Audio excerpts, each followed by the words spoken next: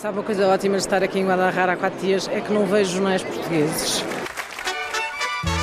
A geringonça fez 3 anos. A Ministra da Cultura voltou a tropeçar nas palavras. O Primeiro-Ministro voltou a espalhar-se na falta de empatia. Uma coisa ótima de não estarmos em Guadalajara é fazermos a comissão política sobre estes 3 temas. Felicidades, felicidades. Feliz cumpleaños en este dia. Este episódio tem o apoio da TAP Air Portugal. Dê asas ao seu negócio e ganhe dinheiro enquanto voa. Adira já ao programa da TAP para empresas em tapcorporate.com.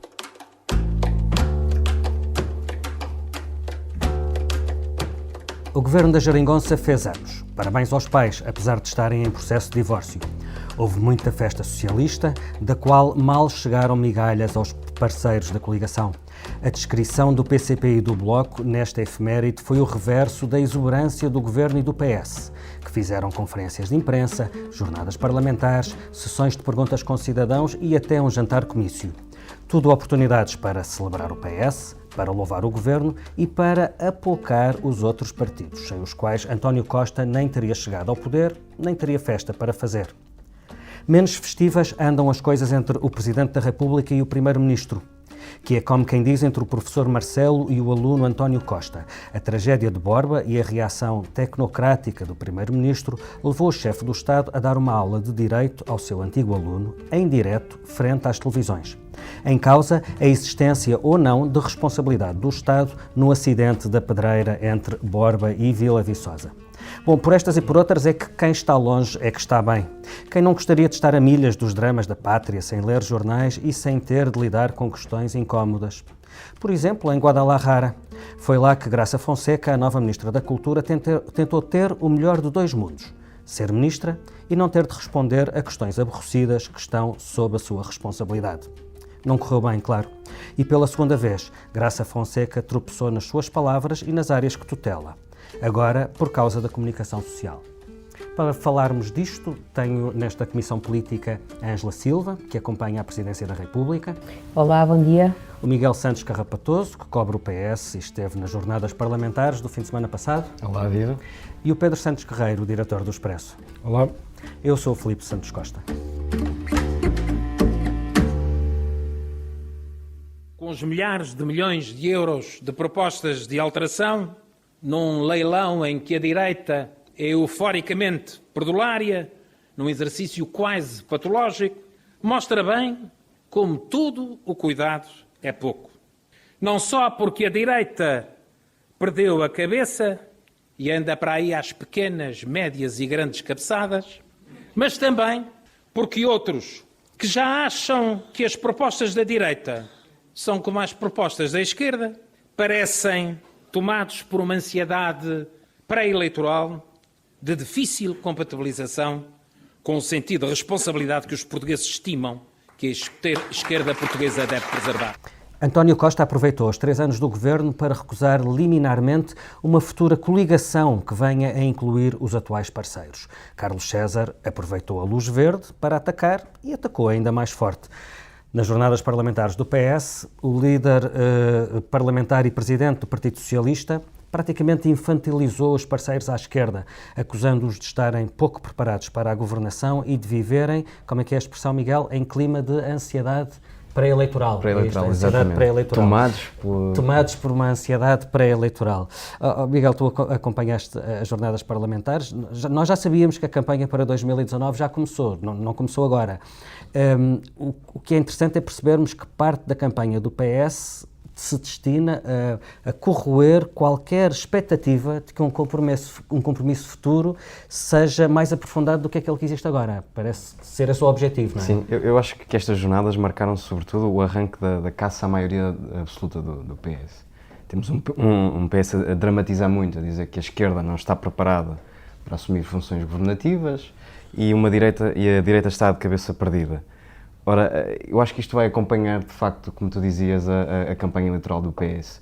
Provar que o Bloco de Esquerda, PCP e PEV não têm condições para estar no governo, nem para apoiar uma futura solução e que a oposição de direita não conta. Nós aqui no Expresso temos feito vários trabalhos em que falamos com socialistas que também ensaiam um outro discurso que se casa com este, que é, ok, foi tudo muito bom, foi possível recuperar rendimentos e outro tipo de direitos sociais, mas é preciso reformas. Os próprios socialistas percebem que é preciso dar um passo em frente e que as revoluções e a navegação à vista não chegam. E que para dar esse passo em frente é preciso largar os pesos mortos, como eles acham, que são Bloco de Esquerda, PCP e PEV. Vamos ver se isto resulta e se tem encaixe no eleitorado. Temos sondagens que nos dizem que a percepção geral é que, de facto, o que foi conseguido deve-se em grande parte ao PS e é nisso que o PS está a jogar. E pronto, vamos ver se resulta até lá esta estratégia. E Carlos César, não tendo pedido a maioria absoluta, ficou na bica. Pediu. Na verdade, pediu. Só não se pede maioria absoluta porque a maioria absoluta não se pede, é a regra da política, mas pediu-a claramente, dizendo que é preciso um PS mais forte, capaz de proteger o país e proteger o futuro, que é uma dramatização que quem os viu e quem os vê, não é? Ângela, como é que o PS conseguirá, ao longo de um ano, sustentar esta teoria de que a geringonça foi boa, conseguiu coisas boas e os 3 parceiros foram responsáveis? No entanto, acabada esta legislatura, deixa de ser uma coisa boa e bom é o PS poder governar sozinho. Como é que se vai fazer esse equilíbrio?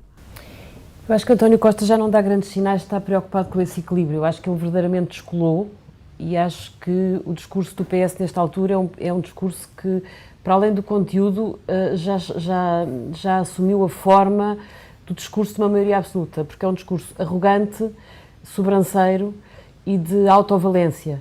É muito assustador ouvir Carlos César falar do Bloco e do PC como os outros. Exatamente. Quer dizer, isto é o cúmulo da falta de respeito por parceiros que sustentaram esta maioria. Portanto, Nem os identifica, nem lhes diz o nome. Nem... Nada, já se tinha percebido no Congresso do PS em que António Costa se deu ao luxo de ignorar os seus parceiros, sem os quais não tinha governado.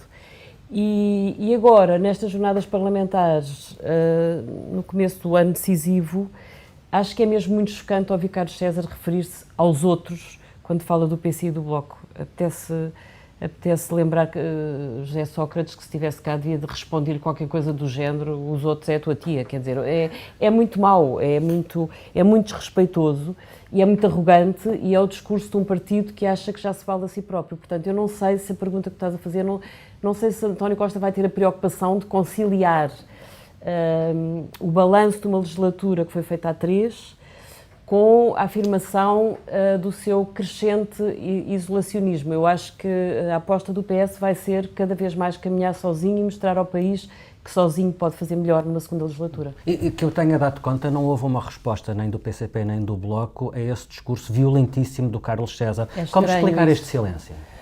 Quer dizer, eu acho que eles vão resistir, vão tentar resistir para não dar a António Costa o brinde de mostrarem um clima de guerra em que António Costa assuma o papel do pacificador e do homem que se quer libertar destes maçadores que lhe criam problemas no dia-a-dia. Portanto, eu acho que eles vão tentar resistir, embora é estranho, mas como o Bloco de Esquerda hoje é outra coisa, não é? Bastou ver a última convenção do Bloco, foi uma convenção pobre, pareceu uma grande festa, mas foi uma convenção pobre, foi uma convenção do ponto de vista programático praticamente sem nada. Foi uma convenção de um tema único, que é contra a maioria absoluta do PS. E, portanto, o Bloco de Esquerda está muito condicionado e muito limitado. O PC não está tanto e eu acho que Jerónimo de Sousa vai dar mais guerra a António Costa daqui até às eleições legislativas, até porque tem menos a perder. Eu acho que o PC está psicologicamente mais preparado para voltar ao seu caminho solitário. O Bloco, como ainda está ali entre os dois mundos, entre a tentação de querer mesmo chegar ao poder, ou pelo menos de continuar a ser decisivo para uma solução de governo, e a inevitabilidade de ficar sozinho se António Costa tiver uma maioria absoluta, portanto eu acho que o Bloco ainda não conseguiu encontrar o discurso certo para o ano eleitoral que aí vem. Pedro, nesta festa de 3 anos, que foi uma festa de um partido só, o que é que retiras? Tu dizias no princípio que nestes 3 anos, parabéns aos pais, e parabéns aos pais e à mãe, não é? Mas dizias que eles estão em divórcio. E isso é cada vez mais evidente e está a ir cada vez mais além daquilo que seria uma demarcação política normal entre espaços políticos e, portanto, também eleitorais. A própria expressão da ansiedade pré-eleitoral é bastante ofensiva, concordo com tudo que a Ângela disse. A ansiedade pré-eleitoral, enfim, é como se fosse uma espécie de gravidez histérica de que está a acusar o Bloco de Esquerda e o PCP. O PS está claramente em autocelebração. Está em autocontentamento, e parece genuinamente convencido disso. Não é apenas um discurso político, o PS está efetivamente muito orgulhoso do trabalho que fez nestes 3 anos, e isso está a verter-se ou a destapar uma arrogância muito grande e mesmo uma grande sobranceria do PS em relação aos seus parceiros, e não só, que pode com o tempo virar-se contra o PS. Porque se percebe que as próximas eleições, enfim, ainda estamos quase há um ano, mas mantendo-se todas as condições normais, isto é, não havendo uma crise ou interna ou externa que altere o equilíbrio das coisas, mantendo-se as coisas como estão, vai ser uma espécie de PS resto do mundo. Ou seja, com o PSD com sondagens baixíssimas, com o CDS a não ter conseguido descolar, apesar da sua tentativa no início deste ano, ou a meio deste ano, não conseguiu descolar nas sondagens. A Aliança ainda não mostrou aquilo que vale do ponto de vista eleitoral, até porque as sondagens ainda não começaram a debruçar-se sobre o seu efeito. E sabendo nós da fidelidade que existe no eleitorado do PCP, o PS pode ter maioria absoluta em função de quê? Muito em função de conseguir convencer os seus eleitores que sim, deem-nos mais poder, porque nós vamos estar à altura deles, enquanto o Bloco de Esquerda, nem que seja subliminarmente, e provavelmente não vai ser subliminar, vai dizer o contrário, que é não deem a maioria absoluta. Porque senão eles são iguais à direita. Porque senão eles são iguais à direita. E isso, o facto do Bloco de Esquerda não estar a reagir à provocação com agressividade, pode ser calculado. Assim como os próprios ataques também podem ser calculados precisamente para levar o Bloco de Esquerda a entrar num tipo de discurso em que António Costa é muito bom, que é o discurso da agressividade e é o discurso, lá está, da arrogância. Da canelada. E da canelada, porque não se pode subestimar a inteligência ou a esperteza política de António Costa.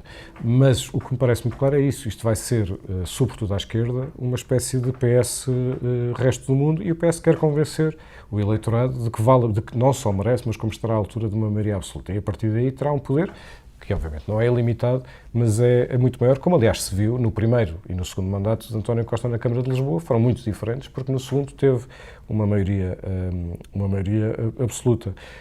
Esta agressividade ao longo deste ano vai provavelmente crescer, a arrogância provavelmente também, e a arrogância começa a ser vista em muitas coisas, e já vamos falar da Ministra da Cultura, mas, por exemplo, como escrevia o Daniel Oliveira esta segunda-feira no Expresso Diário, num texto muito bom sobre os estivadores, e ele notava que António Costa, numa batalha que é entre uma empresa e trabalhadores eventuais, que estão há décadas, alguns há décadas, em total situação de precariedade e de uma ilegalidade que é muito evidente, António Costa, quando falou, foi para defender a empresa. E foi para repetir, aliás, os seus argumentos. Foi aberto um concurso porque é que os trabalhadores não aderem, quando obviamente não há concurso. O que há é tentar dividir os grevistas para que alguns entrem e, portanto, retirar-lhes força. E, aliás, o Daniel Oliveira acaba o texto a dizer se era preciso, se eu tinha alguma dúvida, este foi o dia em que eu decidi que a principal batalha política a ter é não permitir que António Costa tenha maioria absoluta. Isto é só o Daniel a falar, como é óbvio, mas representa um certo pensamento de esquerda, em que o PS está a entrar a fundo e está a entrar com uma enormíssima arrogância. Miguel, as jornadas parlamentares permitem sempre 2 dias de contacto mais direto entre os jornalistas e os deputados e alguma proximidade maior. Do que tu percebes, o grupo parlamentar do PS acredita mesmo que consegue ganhar sozinho? Ou identificam riscos em relação à maioria absoluta? Eles acreditam na maioria absoluta, ou que riscos é que eles identificam seriamente que os possa afastar desse objetivo? Claro, a sensação que dá é que sim, eles acreditam que é possível chegar à maioria absoluta. De facto há riscos, e alguns deles o Pedro já os disse, que é os fatores que António Costa não pode controlar. Não pode controlar a greve e a contestação social que está em crescendo. Não pode controlar tragédias como aconteceram em Borba e antes em Pedrógão. não pode controlar tanques, e se é verdade que as pessoas com dinheiro no bolso votam tendencialmente no governo que está em funções, também é certo que ninguém, mesmo no PS, ignora que estes casos desgastam muito o governo.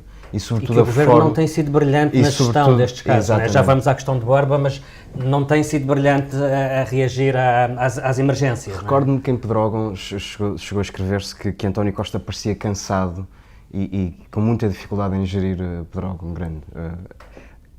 Agora não é tanto o cansaço, o que se nota é um distanciamento profundo, uma falta de empatia com as pessoas. A Ângela chamava-lhe arrogância, se calhar é o melhor termo. E mesmo no PS isso é notado. E também esta questão, esta estratégia assumida que o Pedro identificou bem de malhar no Bloco de Esquerda, há quem veja alguns riscos nisto, neste tipo de estratégia, embora o Bloco também tenha respondido na mesma moeda, dizendo que o Bloco está muito apostado em dizer que sem a esquerda, sem o Bloco e sem o PCP, o PS nada teria feito, que também não será verdade. Portanto, há dois blocos aqui em confronto. Vamos ver se António Costa consegue de facto a maioria absoluta. Muito bem. Então, e por falar em riscos, podíamos talvez passar ao segundo tema desta Comissão Política. Passou mais de uma semana sobre a tragédia na Pedreira de Borba, há corpos que continuam por resgatar e há responsabilidades que continuam a ser sacudidas de ombro para ombro. Basta ver as imagens do local para perceber que alguma coisa falhou e que os poderes públicos falharam. Quem diz poderes públicos diz o Estado. Em Borba, o Estado falhou. A questão é como é que o Estado falha e a responsabilidade pode não ser do Estado. Mas é isso que diz o Primeiro-Ministro. Não há uma evidência de uma responsabilidade do Estado. Neste caso, como é sabido, a estrada não é uma estrada da gestão do Estado, desde 2005, e aquilo que está em causa... Não, o Estado é uma figura... Vamos lá ver se nos entendemos. Assim, o Estado é uma pessoa coletiva pública distinta dos municípios. A justificação de António Costa é tecnocrática, é burocrática, é um rendilhado de juridiquês servido, mais uma vez, por aquela falta de empatia que António Costa já mostrou noutros momentos. E isso obrigou Marcelo Rebelo de Sousa a vir a jogo, não só para equilibrar a frieza da mensagem do Primeiro-Ministro, mas para corrigir do ponto de vista jurídico. Para o Presidente, é evidente que há responsabilidades que a administração pública tem mesmo de assumir. Assumir a responsabilidade própria da administração pública perante os familiares das vítimas. Já aconteceu noutros casos no passado, é o que se chama no direito uma responsabilidade objetiva, independentemente da outra vertente, que é o apuramento da responsabilidade subjetiva, que é, em concreto, que entidades ou que pessoas poderão ser responsabilizadas por aquilo que aconteceu. Uma é a responsabilidade objetiva, outra é a subjetiva. Quanto à objetiva, parece evidente a sua existência. Quanto à subjetiva, depende naturalmente das investigações que venham a ser feitas. Ângela, já vimos qualquer coisa parecida com isto. Um Primeiro-Ministro a não perceber que a política tem uma dimensão humana, não é só debitar compêndios de regras, e um Presidente da República a ter de vir dar essa dimensão e ter de vir explicar que há política para além da burocracia. Sim, aliás, é isso, e aliás, aos riscos que o Miguel elencou para uma maioria absoluta do PS, há um risco a acrescentar, que é o risco de Marcelo Rebelo de Sousa ir cirurgicamente criando problemas à imagem de António Costa. E é isso que o Presidente tem feito. O Presidente está limitado num ano eleitoral e o Presidente não vai fazer uma intervenção em que possa ser acusado de ser oposição ao Primeiro-Ministro. Agora, Marcelo Rebelo de Sousa não quer uma maioria absoluta do PS, porque sabe que o Presidente da República perde poder se tiver um governo com maioria absoluta. Quer dizer, duas uma, ou ele estava disposto a assumir-se como uma oposição frontal a um governo de maioria absoluta de António Costa. E coisa que não fará. Não é o perfil de Marcelo Rebelo de Sousa. Quer dizer, se Costa tiver maioria absoluta, vamos ver que cambalhota é que Marcelo consegue dar, mas quer dizer, não é o perfil dele, ele não é um Mário Soares nesse aspecto.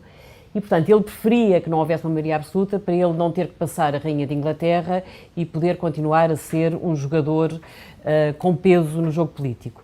E para que Costa não tenha a maioria absoluta, e estando ele condicionado numa intervenção política muito de oposição ao governo em ano eleitoral, aquilo que lhe resta é aproveitar momentos-chave para mostrar que António Costa tem defeitos como político. E é isso que ele fez magistralmente desta vez, como tinha feito magistralmente em Pedrógão ou em Tancos, que é mostrar, tornar mais evidente aos olhos dos portugueses que quando se pede não um grande politicão, mas um estadista, António Costa falha. E é isso que Marcelo fez desta vez, porque Costa foi mesmo mesquinho na forma como quis fugir à assunção de responsabilidades por parte do Estado. Quer dizer, é muito mesquinho, é muito de mercearia eleitoral. Dizer não é a autarquia, não é a direção-geral, não é o Estado governo. Central se chegar à frente, indemnizar as famílias das vítimas. Sim. E depois fazer-se o acerto com as entidades a quem seja imputada a responsabilidade direta. E mesmo que a responsabilidade direta seja da autarquia, ele é Primeiro-Ministro, é o Estado, é a administração pública que falha. Portanto, é muito pequenino ver um Primeiro-Ministro a dizer a culpa é do autarca. Quer dizer, é estar a contabilizar votinhos. É mau. E Marcelo aí acho que mais uma vez deu uma lição em público, para além do mais, porque tinha sido professor de Direito do Primeiro-Ministro e, portanto, quando António Costa veio definir o que é o Estado, que é uma entidade pública que não inclui o poder local, e Marcelo Rebelo de Sousa veio-lhe lembrar outro artigo qualquer, de um código qualquer, e dizendo-lhe há uma responsabilidade objetiva e há uma responsabilidade subjetiva. A subjetiva pode ser do autarca e não ser do Primeiro-Ministro, ou do Diretor-Geral, ou do Ministro, mas há uma responsabilidade objetiva que é da administração pública e do Estado. Ângela, esse caso é muito engraçado porque é evidente que Marcelo Rebelo de Sousa contrariou frontalmente o que tinha acabado de ser dito pelo Primeiro-Ministro, mas isso não teve o impacto de outras ocasiões. É Marcelo que está a ficar mais subtil ou somos nós que estamos a ficar mais distraídos? Somos nós, quer dizer, eu acho que estamos mais distraídos porque o caudal de informação e notícias e sites é tão avassalador que é difícil sobressair no meio da chuva de estrelas. Mas, de qualquer forma, para além disso, também há um problema. Quer dizer, Marcelo fala muito, não é? Esse é um problema de Marcelo. Marcelo fala muito, Marcelo intervém demais, Marcelo fala todos os dias sobre tudo e, portanto, às vezes começa a ser um bocadinho difícil nós pararmos para ouvir. Embora eu acho que aqueles noticiários de televisão em que passavas a declaração de um e a declaração do outro eram bastante evidentes. E acho que o Presidente da República vai aproveitar. Vamos ver o que é que ele faz com os professores, já lá iremos. Acho que ele vai aproveitar as oportunidades que tiver para dificultar a vida ao Governo. Portanto, eu diria que o clima de lua de mel já não é o mesmo. Pedro, o clima de lua de mel já não é o mesmo e António Costa tem-se posto a jeito. Tem-se posto bastante a jeito. António Costa trata estes casos, os tais casos que ele não controla, como se fossem irritantes, não é? Para usar uma expressão dele. É quase como se fosse. Ele mostra-se irritado mesmo, não é? Ele parece que fica zangado com o país quando acontece uma tragédia e nós não temos culpa nenhuma. É como se fosse uma espécie de injustiça divina face à sua predestinação política. E isso que revela não só a falta de empatia, e a empatia é conseguir colocar-nos no lugar do outro, como também revela algum calculismo. Que o Primeiro-Ministro é uma pessoa pouco dada a sensibilidades, isso é muito evidente, é uma pessoa que não ou não se comove ou não mostra comoção, até se irrita um bocado com quem se comove, sobretudo políticos. A parte do cálculo é sempre a demarcação, é tentar que as coisas não se colem ao seu casaco, ele sai da chuva. Tem feito isto sistematicamente, mas depois há Marcelo. E Marcelo, neste caso, não foi só apenas contrastar o afeto com a falta dele, foi de facto esta lição de direito que foi quase um pequeno vexame para António Costa. Só que António Costa eu não gosto muito de me autocitar, mas eu escrevi há pouco tempo no Expresso um texto que se chamava O Homem que Pode Tudo. Eu acho que António Costa, neste momento, pode fazer tudo, porque quando se olha para as sondagens, elas não mexem. Isso aconteceu no ano passado, muito claramente, com os incêndios, aconteceu com o caso de Tancos, mas vai acontecendo também, seja com o caso de Borba agora, seja com o caso dos professores, seja com o caso dos estivadores, por aí fora, porque António Costa, a sua popularidade não mexe por causa disso. E eu acho que, em parte, isso tem a ver, não acho que tenha muito a ver com a falta de força, a falta de trabalho da comunicação social, porque nós temos feito muitos trabalhos sobre isso, embora me pareça que António Costa continua a ter boa imprensa. Acho que António Costa teve um ciclo ao contrário. Normalmente os primeiros-ministros têm um estado de graça no início, ele não teve no início, porque ninguém dava nada pela geringonça, teve as sanções de Bruxelas, etc. Teve na segunda metade da legislatura mais do que teve na primeira. Mas agora é evidente que há uma oposição fraquíssima, sobretudo do PSD, que não faz a oposição a sério, que não sabe pegar nestes assuntos e não digo pegar em cada coisa para atacar e picar, não, é transformar isto em discurso político e mostrar que isto está errado. O Estado existe, o Estado é alguém, e um Estado é alguém no sentido coletivo. O Estado é representado por instituições e é representado por poderes. O Poder Judicial, o Poder Legislativo, o Poder Executivo, tudo isto está determinado e é o que representa o Estado. E quando António Costa sugere esta diluição do Estado, é como se o Estado não fosse ninguém, ou pelo meio alguém depois se vai queimar, não é? Uma figura qualquer desconhecida se queima. Ele pode estar a proteger-se dessa colagem e isso parece ser eficaz, mas está completamente a degradar o sentimento de pertença, de coletividade e portanto, quase de nação, mas evidentemente do que o Estado é. Quem é o Estado? Nós tivemos, enfim, vou usar aqui imagens muito abusivas, mas nós tivemos os absolutistas em que o Estado sou eu, tivemos depois um delírio coletivista em que o Estado somos nós e agora o Estado é ninguém. E estes sinais que são dados para o país são sinais de diluição, de degradação e, sobretudo, de desresponsabilização total, porque chegamos ao ponto em que, de facto, não há culpados, as coisas acontecem e paciência.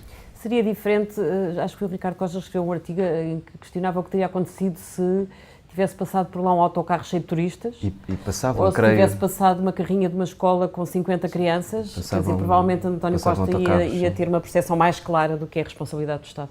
Mas também é triste que seja o número de mortos que leva a perceber o que são os deveres e os valores, não é? É uma coisa um bocado triste. Porque a responsabilidade naquele caso e todo o histórico de desresponsabilização entre o Estado Central e as autarquias locais daquele caso concreto são décadas de negligência e de desresponsabilidade.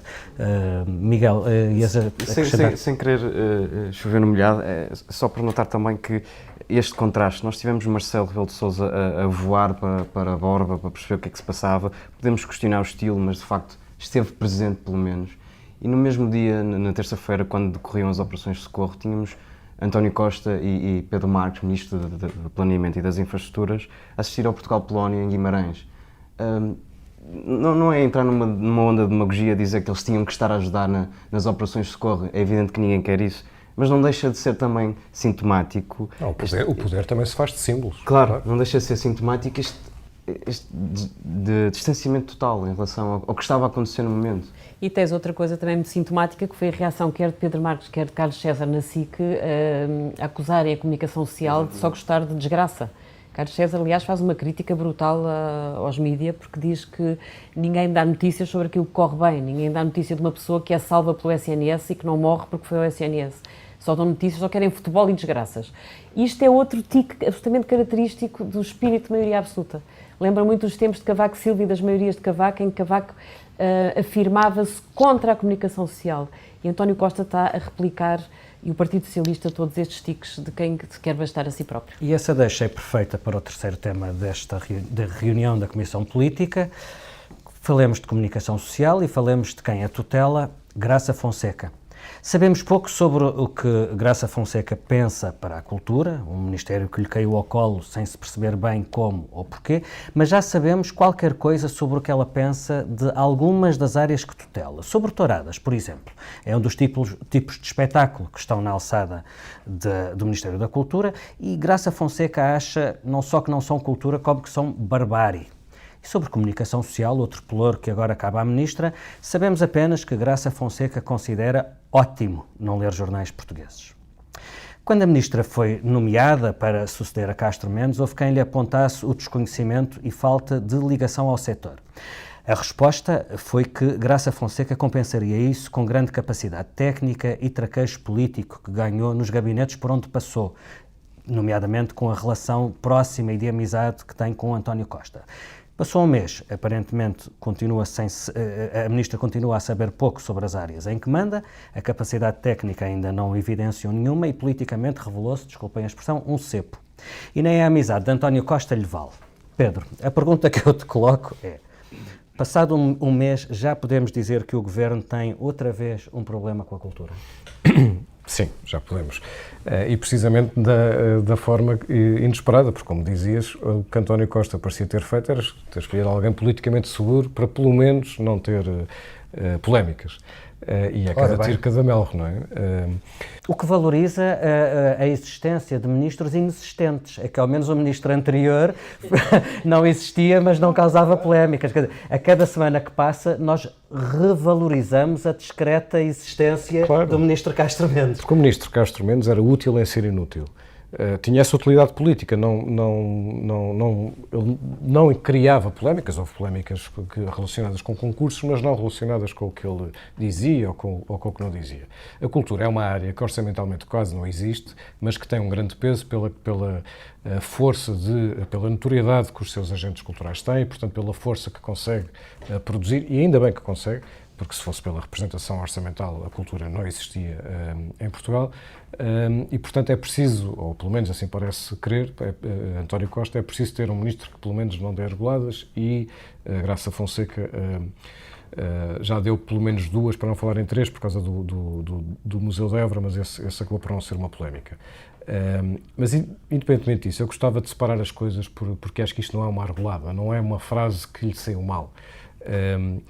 O que está a acontecer em Guadalajara, a Ministra da Cultura já não está neste momento em Guadalajara e o Primeiro-Ministro irá para lá no fim de semana. O que está a acontecer é importante. Portugal é o país convidado, o país convidado de honra da Feira Internacional de Literatura. Eu não sei exatamente qual é o investimento e qual é o retorno, portanto não estou às cegas a dizer que aquilo é incrível, mas tirando esses fatores que eu não conheço, sobretudo, o investimento é conhecido, o retorno potencial não. Mas do ponto de vista da internacionalização de escritores portugueses e da língua, é um acontecimento importante e que deve ser, aliás, e tem sido, há não sei quantos jornalistas neste momento no México que estão a noticiar todos os dias o que está a acontecer em Guadalajara. Coisa que a Ministra não sabe, porque não lê jornais portugueses. Provavelmente é por isso, e portanto ficou muito irritada com uma pergunta a despropósito. Lamento, chama-se, enfim, nós somos jornalistas, não somos pés de microfone, que só falamos dos assuntos que o poder quer que falemos.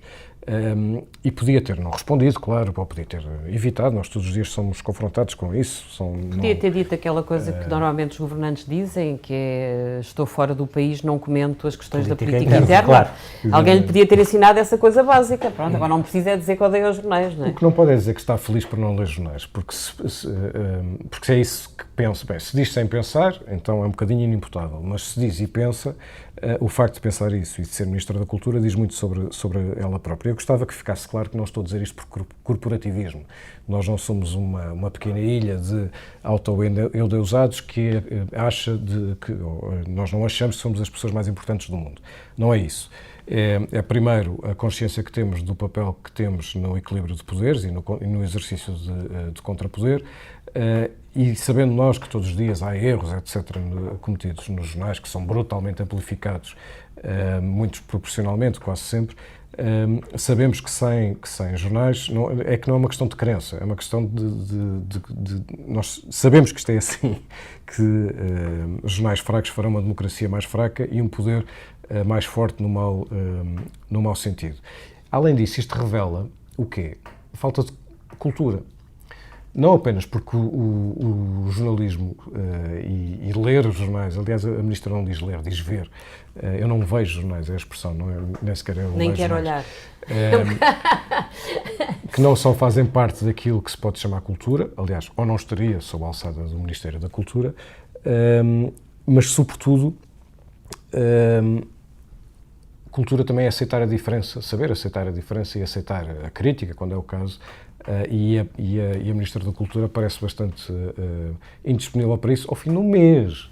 Ainda agora começou, não é? Tipo, há 3 anos debaixo de uma grande pressão, não é? Não, mas eu acho que ela não desvaloriza o papel dos jornais, pelo contrário, ela valoriza-os. Ela, no fundo, a Ministra não quer ler as notícias porque ela sabe que as notícias lhe são francamente prejudiciais. Quer dizer, no fundo, ela, se ler as notícias, percebe que tem grande parte do Partido Socialista contra ela, grande parte da opinião pública contra ela, muitos comentadores contra ela. Portanto, a Ministra não está preparada para aquilo que é o embate político que um governante tem que aguentar no dia-a-dia. Eu não estava habituado a esta visibilidade. Não estava habituado a isto, e António Costa perdeu uma grande oportunidade. Nem já agora esta visibilidade que também está a terem no México, e com que parece bastante satisfeita, não é? Está no meio cultural, literato, rodeada de escritores. Sim. E pelos vistos isso subiu-lhe um bocadinho à cabeça. Sim, mas a mensagem que passa é aquela mensagem, chamemos-lhe trumpiana, de que não ler jornais é bom. Ou de que a maneira de nos escudarmos da realidade que os jornais espelham é imputar a responsabilidade por essa realidade aos jornais, ao facto de existir notícias sobre isso. Não sei se no caso dela... Talvez alguém devesse avisar a Ministra de que a realidade não muda pelo facto de ela não ler jornais. A bronca que ela criou sobre as touradas continua aí, foi ela que a criou, não foi mais ninguém. Mas eu não sei se é bem esse o pensamento dela. Eu vi francamente sobre o pensamento dela sobre comunicação social, sabemos esta frase. Eu não lhe ouvi mais nada. Eu acho que a Graça Fonseca transmitiu sobretudo um ar aflito de quem não está ainda com capacidade de resistência a um dos lados da governação, que é aguentar as críticas. Ele pareceu um bocadinho a Ministra da Administração Interna, a ex-Ministra da Administração Interna, quando foram os fogos em Pedrógão.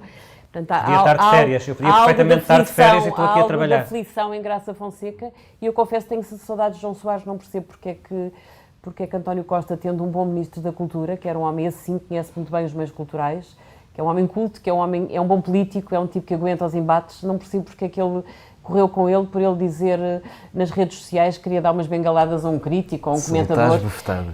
Não, repara, ontem o Martim Silva escrevia no Expresso Diário, ele acaba o texto dele de ontem a dizer exatamente isso, que é pior um ministro dizer que dá umas bengaladas, que obviamente no sentido figurado, e não estou sequer a desculpá-lo, não é isso, mas é pior um ministro que foi despedido por causa disso, dizer que dá umas bengaladas num cronista, é pior do que uma ministra com este desdém pelos jornais. Sendo a Ministra que tutela a comunicação social. Sendo a Ministra que tutela, exato. Miguel.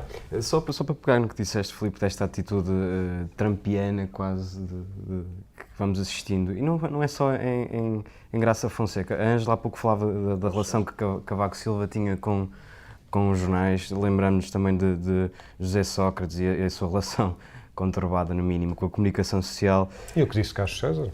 Carlos César. António Costa já fez declarações e já avisou os jornais em concreto absolutamente lamentáveis.